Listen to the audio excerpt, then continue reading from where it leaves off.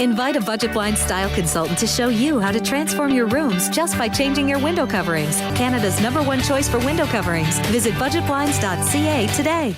To sports now, the Lloydminster Bobcats have announced some special guests for their annual banquet, and if you can believe it or not, bigger names than Moses Woldu. Yeah, just a little bit. They're just a little bit higher in the spectrum. A little bit. A little bit. Much like, vast years of experience. These guys are very popular, just a little. Anyways, the Evening of Champions, Bart, you're right. It's brought some popular speakers in the past. And of course, today, no exception. TSN host James Duthie and hockey analyst Bob McKenzie will be in Lloydminster for the Bobcats fundraiser scheduled for September the 10th at the Stockade Convention Center. A huge boost for the Bobcats, which host the RBC Cup, and TSN as the rights holder for the event. Now, when speaking with McKenzie and Duthie, it was apparent the excitement is mutual. It's something that's really close to my heart.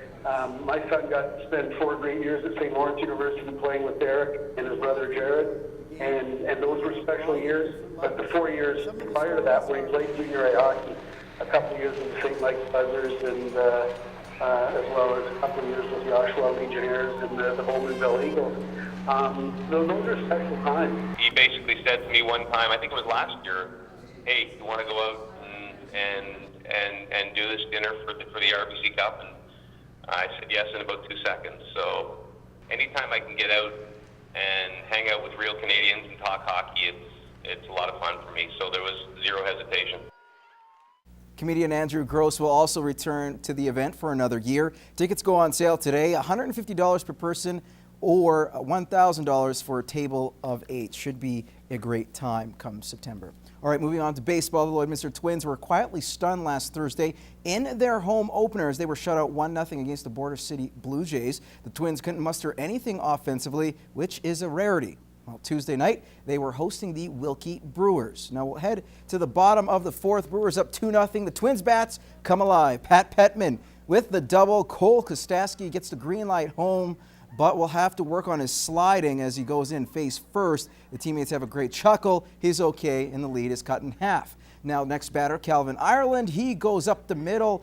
A little gaff in the outfield allows Petman to score. We're all tied up at 2s. It's now 4-2, still in this 4th inning. Kevin Payne at the dish, who struck out his previous at-bat, makes up for it here with 2 men on, and that ball is gone. Payne with a 3-run home run. That makes it a 7-2 ball game. We'll fast forward to the bottom of the 6th now. It's 7-4 for the Twins, and the offense strikes again. This will cash in 2 more. That makes it 9-4. Then, with the bases loaded, Newcap's own Brett Morton making his first plate appearance, and the kid, aptly nicknamed the Mayor of Mortonville, gets some solid contact with the base-clearing triple. The Twins win their first of the season, 12-7, and improve to 1-1. Here's Kevin Payne on his 3-run jack.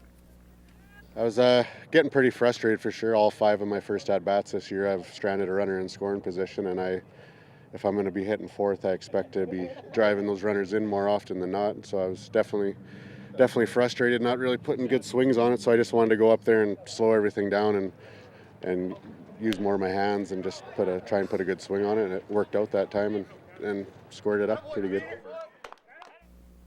Now, in other games from last night, the Unity Cardinals blank the Macklin Lakers by a score of 6-0, and the Edam Blue Sox defeat the Midwest Expos by a score of 8-7. Now, that is your first look at sports. Gerard Lampow has your weather details coming up.